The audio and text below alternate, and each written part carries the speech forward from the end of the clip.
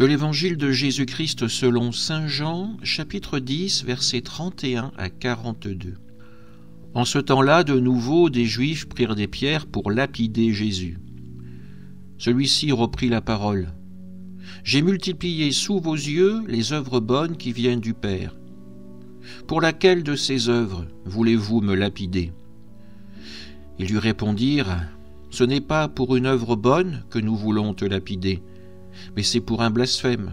Tu n'es qu'un homme, et tu te fais Dieu. » Jésus leur répliqua, « N'est-il pas écrit dans votre loi, « J'ai dit, vous êtes des dieux » Elle les appelle donc des dieux, ceux à qui la parole de Dieu s'adressait, et l'Écriture ne peut pas être abolie.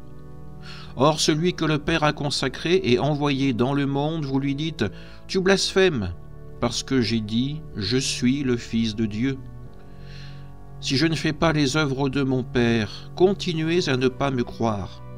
Mais si je les fais, même si vous ne me croyez pas, croyez les œuvres. Ainsi vous reconnaîtrez, et de plus en plus, que le Père est en moi, et moi dans le Père. Eux cherchaient de nouveau à l'arrêter, mais il échappa à leurs mains. Il repartit de l'autre côté du Jourdain, à l'endroit où au début Jean baptisait, et il y demeura.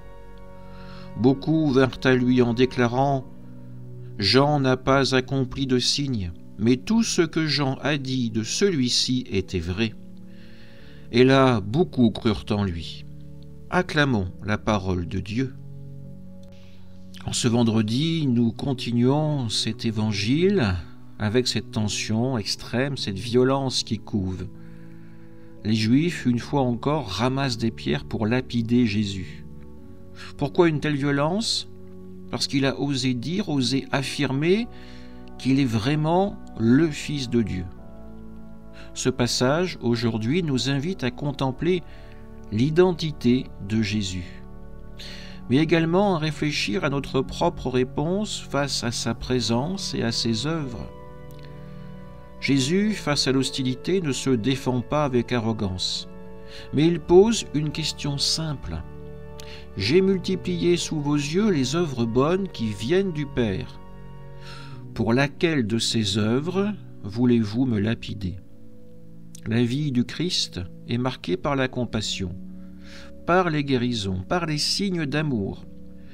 Pourtant, ce n'est pas pour cela qu'on veut le tuer. Les Juifs lui reprochent un blasphème. « Tu n'es qu'un homme et tu te fais Dieu. » Pour eux, ces mots sont intolérables. Mais Jésus ne recule pas. Il les conduit à réfléchir, à partir de leur propre canon d'écriture. Il leur cite le psaume 82. « J'ai dit, vous êtes des dieux », un texte qui parle des hommes recevant la parole de Dieu comme des êtres élevés par lui. Si l'Écriture elle-même donne ce titre à ceux à qui Dieu s'adresse, combien plus celui que le Père a consacré et que le Père a envoyé dans le monde peut-il se dire lui-même Fils de Dieu ? Jésus ne se glorifie pas de lui-même. Il pointe encore une fois vers sa mission, il leur parle de son union avec le Père. Il est celui que Dieu a choisi pour nous révéler son amour, pour nous révéler sa vérité. Ensuite, Jésus leur lance comme une sorte de défi. « Si je ne fais pas les œuvres de mon Père, continuez à ne pas me croire. Mais si je les fais, croyez au moins les œuvres. » Jésus les invite, Jésus nous invite à ouvrir les yeux. Les miracles de Jésus, guérir des aveugles, nourrir des foules, ressusciter Lazare, ce ne sont pas des tours de magie. Ce sont avant tout des signes, les signes de la présence de Dieu parmi nous. Ces œuvres témoignent que le Père est en moi et moi dans le Père. Croire en Jésus, c'est donc reconnaître cette intimité divine, cette communion parfaite à laquelle nous sommes aussi invités. Et encore une fois, la vérité dérange. Certains cherchent à l'arrêter, et Jésus, une fois de plus, échappe à leurs mains.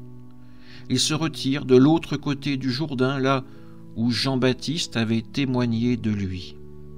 Et là, dans le calme, loin de l'agitation, beaucoup viennent à lui et beaucoup font un acte de foi. Ils croient. Ils se souviennent des paroles de Jean, tout ce qu'il avait dit de Jésus et qui s'est avéré vrai. Alors aujourd'hui, posons-nous une question. Voulons-nous ramasser des pierres pour les jeter à la face du Sauveur, ou voulons-nous faire l'effort de traverser le Jourdain à notre tour, de laisser derrière nous nos péchés, nos fautes, pour aller accueillir le pardon, la grâce de la miséricorde et l'accueil dans le royaume de Dieu. Amen.